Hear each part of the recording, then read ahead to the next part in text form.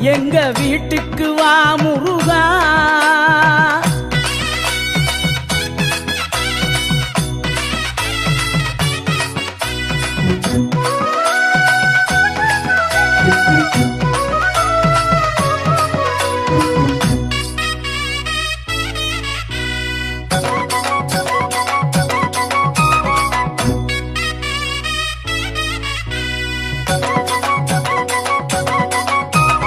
வீட்டுக்கு வந்தால் விருந்து வைப்பேன், தினை மாவும் தேனும் கலந்து வைப்பேன்.